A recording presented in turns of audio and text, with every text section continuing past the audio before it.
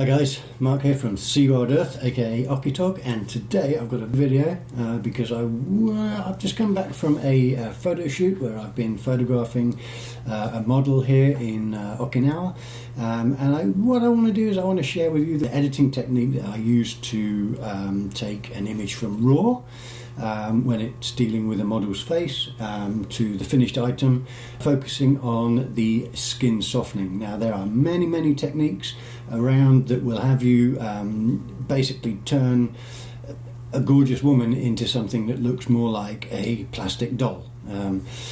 It's all down to personal preference, but this is what I do. This is how I treat the images in order to get an almost realistic kind of look, and what you'll find definitely with this technique is that it is much more a case of less is more. So without further ado, I've got this wonderful picture of a model that I recently shot here in Okinawa, Natalie Nicole Chacon, a beautiful lady. I will post her link to Instagram in the description below, but I went to a location in Okinawa to photograph this image that we have here, and this is the RAW. Okay, so what I want to do now is I'm going to take you through the complete process that I go through in order to go from this to the finished item. Okay, and very simply, I use Photoshop and Lightroom. The first stage right now we're in Lightroom.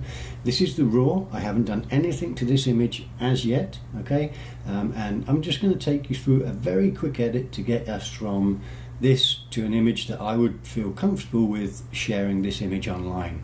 Okay, so without further ado, first thing you want to look at really is the fact that I'm using a very high-powered DSLR. In fact, I'm using the EOS 5 DSLR, 50.6 megapixels, which means I've got a huge amount of resolution. Now, whilst that may be awesome for wildlife, landscapes, etc., macro especially, because of that resolution, you get to a point where, when the same as when 4K television came out, you can see so much more detail, and it's fantastic, and the experience for the viewer is just off the chart. But there is a downside to it, and you'll see exactly what I mean when I zoom into this image. Okay, now I am at a 2:1 zoom. Okay, I'm using a Zeiss Milvus 85mm. Now, but just look at the clarity of this image. Okay, from my viewpoint back here, I mean, look at this. On her eye, I can check all of the blood veins, the reflections. I mean, to an extent you can see the reflections in her eye. It is such a powerful lens, with and the camera, the mixture of that with this camera is awesome. I've got so many details, but you also pick up the imperfections, and when you're taking images at this kind of resolution, that is something that you have to be so very careful of. Now, this is not in any way to paint anybody in any negative light. I'm not picking out the imperfections of this beautiful lady, but what I am doing is just showing you the challenges that you're going up against when you augment and improve the quality of the cameras that you use to shoot with. Okay, goes to reason. So let's have a look. Let's go creating. And also I just want to give kudos to Audra Pesicka, who was the makeup artist on this shoot. Great work, fantastic lady. Again, I'll put her Instagram link in the description below. All right, so off we go. Let's have a look at this. I mean, you can see here the mascara, the lumps of mascara, the drips of mascara in the back there. Just scroll across the image, again, same thing, mascara. You may have a dimple that you might want to remove. Natalie is an impeccably groomed young lady, but you know, you can't get away from the fact that we are human, and we've got these this skin texture. Oh, the curse of the skin texture. Okay, billions of dollars made every year by companies telling women that they need to improve this. I mean, most of them are beautiful. She's beautiful as it is. Let's quickly go through this edit. It's not going to be massively challenging. It's just going to be brushing over, and you can go into and go as deep or as shallow into imaging as you wish. Now, the onus comes on obviously shooting an image that requires as little post-processing as possible. That isn't always the case, or that isn't always possible, unfortunately, due to parameters that may be out of your control if you're not in a controlled environment such as a studio, etc., etc. So what I normally do in Lightroom is I'm not going to bother with any of this mascara. Okay, I don't like the spot removal tool in Lightroom, because basically what it does is it will sample like this. For example, if I want to get rid of this spot here, okay, it will sample from another area and just clone that over. So what happens if I need to make lots of different changes on an image, what's going to happen is I'm going to have lots of little clumps of the same, of twins of pixels, as it were, whereas normally in the image you don't have duplicate pixels. I mean, you've got the form of a face, you don't have, you know, twin pixels everywhere all over the face, and that in effect is what this tool in Lightroom does. Okay, I prefer to do spot removal. I prefer to do spot removal in Photoshop. All I use Lightroom for actually is just to do all of my levels, get the look right, get the ambience of the image looking right, get the balance of the image looking right, and then what I do for everything else I do in Photoshop. Okay, so let's just get this thing done. Let's get the lens correction sorted out. So straight away I do remove chromatic aberration, enable lens profiles. Okay, from there, because sometimes that will brighten or darken an image, you need to, you know, have that level set automatically by the profile of the lens before you start editing. Again, my preference. Okay, what I'll then do is I'll look at the contrast. I'll bump that up a little bit, go to about 7 or 8. I don't get slider rage. There's two ways for the slider control as well. You can either put your mouse physically on the slider, or if you just go to the parameter box of that slider in the right hand side, and you'll see an icon appears with a pointy finger, and you can slide it left and right, and that will take your values positive and negative. Okay, I just want to back down a little bit on the highlights. So all I do is I'll put my slider on. You can see the slight changes being made there. Okay, so it's a little bit, the highlights got a little bit, maybe too much reflection on this area here. That's fine. Okay, shadows, because this is actually going to be quite a bit of a dark image, that's the look I'm going for. I'm just going to back down the shadows, just darken out the shadows a little bit, and the same with the blacks. Okay, I'm just going to darken the blacks a little bit. Clarity, I never use clarity on a face. When it's a human face, I never use clarity on that. Now, this is one way that some people try and soften skin. They'll grab this clarity lever, or the clarity slider, and slide it to the left, and you can see what happens to the face. Okay, it goes quite smooth, looks artificial, completely artificial, but that is a blanket filter, and that goes way across. That carries across on the hair, the gloves, the dresses, the background, everything. Okay, the eyes look completely false. Definitely not the way to do it. Alright, so I leave that alone, always have that set to 0. Vibrance depends on the look again I'm going for. I don't want to have overly saturated, so I'll just leave that at 0, or maybe a minus a couple, just to back off a little bit, give it a bit of a cooler kind of like off tone. The theme of this photo shoot anyway was Jilted Bride. Okay, so we don't want to celebrate a person, we want to show things being a bit more saturation. Okay, that's fine. And so from there, these are your basic controls. From there, what I'll do is details. These are my standard slider settings. 76, 1.2 on the radius, detail up to 80, and masking is 90. There we go. Noise reduction, if there's a little bit of noise in the shadows, I normally find that 33, detail to 80, and contrast about 20. There you go. I don't worry with the colour too much. Let's close that down. Lastly, what I'll do on the effects, okay, I don't do any vignette, but what I'll do is I'll just dehaze a little bit and just give it a bit more of the kind of, probably about 12 on the dehaze, just to give those shadows a little bit of punch. All right, so I I think I'm quite happy with that. Okay, and what you can see again is, again, like I said, this is not a any kind of fault, trying to pick fault with anything, with anybody, but the resolution that we're working with just means that you know, obviously if you've got a bit more pride, both for you and for the model, in your work, then you still have a way to go before this is going to be acceptable for online publishing. Right? So what I'm going to do now, I'm going to switch over and I'm going to go to Photoshop. Okay, so I'm out of Lightroom. I'm going to go now into a Photoshop. Okay, and what I've actually got is let's open these two files here. This is the raw image out of the camera. I've transferred it over to PSD, and what you can see around the head there just is there's a little bit of brightness on the forehead. Okay, and obviously the imperfections or the levels that have changed between that and this, which is my TIFF that I exported from Lightroom. I'm happy with this. This is going to be my foundation to start with.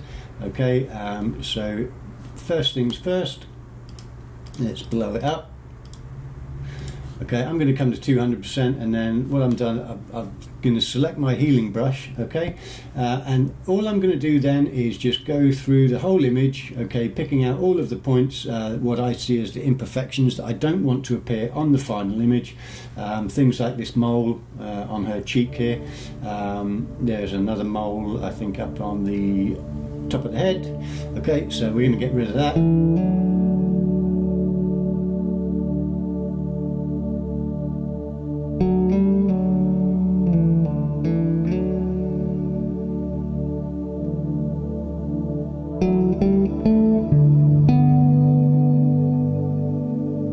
From here we've got the background copy, the copy that we're working with.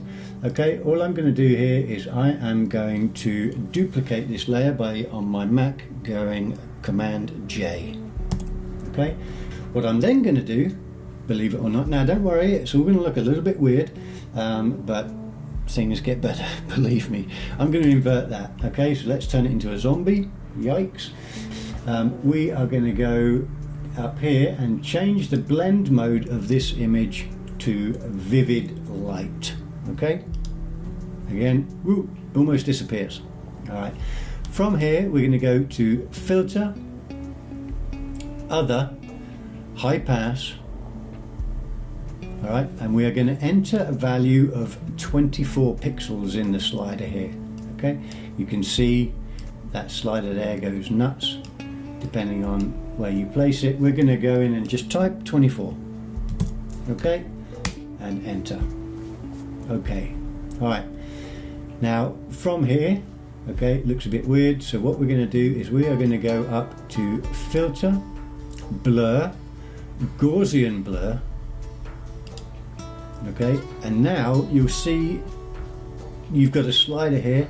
The higher you go, okay, the more the image returns to normal. Okay, but what we don't want to have is the image being normal. We want to make a slight adjustment in the tone of in the texture of the skin, and the way that we do that is we will use this slider to see how we want the areas that we are going to soften to look in the final image. Okay, now if I go to a very small number, you'll see how plastic and how fake this starts to look. Okay, this is very simple. This is a mistake, I guess, that a lot of people make. What I try to do, as I said, less is more. So less plastification of the image. I use plastification because that's the look it looks like, is more. Okay, so the more details you've got in the image that replicate or that people can associate with the texture of skin with, then the better, because everybody knows they've got pores and spots and a few imperfections. If you've still got some of those in the final image, then at least it looks believable. Okay, if you do something that looks totally fake and unbelievable, then people are just going to say, well, Photoshop, you know. So try and leave a few imperfections in the image. Okay, in the grand scale of things, when you shrink down this image to share it online, it's still going to look pretty damn good. Okay, so less is more. And what I generally tend to do is I will use a value between 4.5 and 6, okay, depending. Each individual is going to be different. The texture of their skin, the imperfections, the lighting, the angle, everything else. There's many different things that go into it. You've just got to play around with that slider to get to the area or get to the point where that you're happiest with. Okay, I'm going to go to about 5 on this one, I think. Okay, and then from there press OK. This is now, if you come out of this and take a wider look at the image, this is the look that you want for the skin. Put it there, okay. But the problem with this is that that filter has been applied across the whole image. Yeah.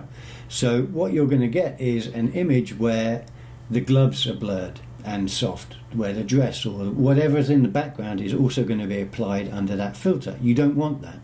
All you want to do is work on the face. Okay. So what we do then is we will make a create layer mask. Okay, now what you'll see is it replicates the base image that we have. Okay, so all we're going to do now is by using a brush, we're going to brush away the imperfections. Okay, make sure that you select brush, make sure that your foreground color over here is white. Okay, you can either, if it isn't, just set it up there, drag it to the top left corner, press OK. And up here, what I normally do, the blend mode for the brush is on normal. Opacity, normally for me, again, this is around 67%, and the flow is at about 40%. Okay, and all I then do, let's go back up to my 45% view. Okay, let's put that image in the middle, and then all I'm going to do is brush over the areas that I want to soften out. And you can see as I am softening, okay, it might be good if you're watching on YouTube to put this on full screen. Okay, and what you'll see as I brush out is not going over the actual eye itself, but just going over the areas. You can see that shadow there under the eye just starting to soften out a bit. Okay, watch this on the eyebrow. You see that, how the eyebrow softens out and the eyelid there. Yeah, so that just all softens out. Just don't go actually onto the white of the eye because that's obviously then going to look a little bit crazy. All right, so, and that's all you do, is you basically paint over the whole of the image in the areas that you want to soften up. Now just be careful, there is a couple of areas where you shouldn't really paint too much, and I'll tell you what they are just now. Hold on, let me just get into that area there around the eye. Oh, looking lovely, looking lovely. Now I shot this image at quite a shallow iris. I believe it was about f4, quite a wide iris. So you do have focal drop off, okay, blur, bokeh, whatever you want to call it, and this brush is going to accentuate more in areas that are already blurred.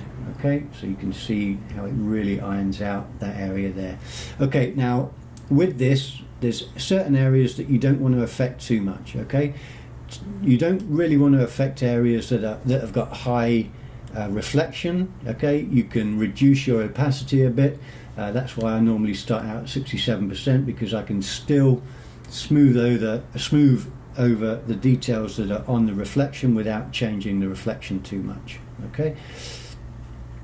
Okay, and then we just come into the nose. Try not to get too much fakeness on the end of the nose here, because you've got that shadow. Okay, and also these two little folds that you get at the bottom of the nose. Try not to affect those too much, but everything else we're good to go. All right, you do have some shadow on the created by the light, so try not to affect that too much, because that would then obviously make it start to look a little too fake. All right, so around the chin. Cool, there's a few little spots there, they've been smoothed out a bit, and like I said, you want to keep some elements that allow the model to be seen as human. Okay, If you feel that you want to adjust your opacity a little bit and your flow, you can always up that if you want. Let's go to 50, just to get rid of, maybe smooth out areas that are a little bit too harsh. Okay, just to give them a little bit more blur. Okay, so let's come down. Okay, this is the final image. Let's have a look at that. I mean, that compared to that, okay, you have a look around, it's a little bit darker, but you have a look at how soft this area looks on the certainly around the cheekbone there. Okay, it's certainly looking a lot softer, a lot easier. Okay, and that is the way that I will soften skin. Now again, you can go as much and as hard as you want to go, depending on personal preference. Okay, but this for me is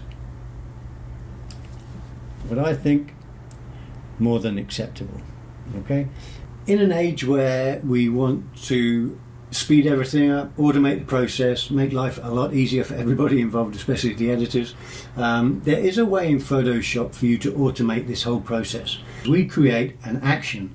Now the way that we do that, the way that we create that, up here in the top of the toolbar, you've got this little arrow here. Okay, that is your action set. Okay, click that. Okay, and down here you've got, it lists all of the actions, okay, in that are available to you. And what you can also do is you can create your own actions. Okay, and we're going to go ahead and do just that. And very simple, down the bottom here, you've got a new file or a new action icon. Click on that, up comes a dialog box. You can give it a name. Okay, let's just call it skin softening. Skin softening, there we go. Okay, you can see it, the set is in the default actions directory. If you want, you can set a function key, so F1, F2, F3, F4, set it up how you want it. Okay, I'm not going to bother with that. And then all you do is you press record. And what that's going to do now is it's going to record everything that I do to this image until I tell that action to stop. So starting at the very beginning, we duplicated the image, so Command J, boom, we've got the additional image up there. From there, we inverted it, so Command I, we inverted it. From there, next step is to change the blend mode to vivid light. Boom, there it is, you can hardly see her. The next step was to go to filter, other, high pass, and set your value to 24. Okay, you've got a slider there, or you can punch it in numerically, it's up to you. Okay, so punch in 24 pixels, press OK. The next step, again, filter, blur, Gaussian blur, and set the radius depending on the look that you want to create with your image, with your edit. The higher the number, the more, I wouldn't say imperfections, but the more kind of pores and texture and stuff like that that you're going to see from the original image carried over to the final image. So on this image, I'm happy with a radius of 5 pixels. So I've punched that in already. Press OK. All right. But as you can see now, that is a blanket application of that, of all of the effects that we've done so far. So you're starting to get an image that gets blurred, not just in the face, but the eyes, the hair, the gloves, the dress, everything that you've got in the image becomes blurred. You don't want that. You want everything to look as natural as possible. So the way that we get around that is we create another mask layer, Alt Option on a Mac. What we have to do is paint away or take away the areas of this image. And the way that we do that, quite simply, is we use the brush tool. So select the brush tool, make sure that your foreground color is white. Okay, if it isn't, just click on the foreground, on the first color, which is the color superior on your color picker here, and then just drag to the top left hand corner. Okay, and press OK. Okay, now you might want to blow up the image here, but this is the end of your action now. Okay, because at this point you're going to start brushing. So all we need to do here is we need to stop the action, and that action now you can see is saved in your default actions as skin softening, the name you gave it, and there you can see all of the steps that this action will go through when you hit skin softening on your actions. Let's put it to the test. Okay, what I'm going to do, let's just get rid of this layer. We've got the background image. This is the image that we got from our computer, which is actually the image that we took from, let's say, that we imported from Lightroom. Okay, so I've got that open now. I've done all of my imperfections. All I'm going to do now is highlight skin softening and press play.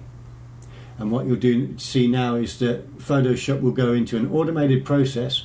It's going to do everything that I've just done with that action to create, or to get me to the point where all I now need to do is start painting away. There you go. And you can see now the imperfections. Let's just blow up this image a little bit. Bum, bum, bum, bum. Okay.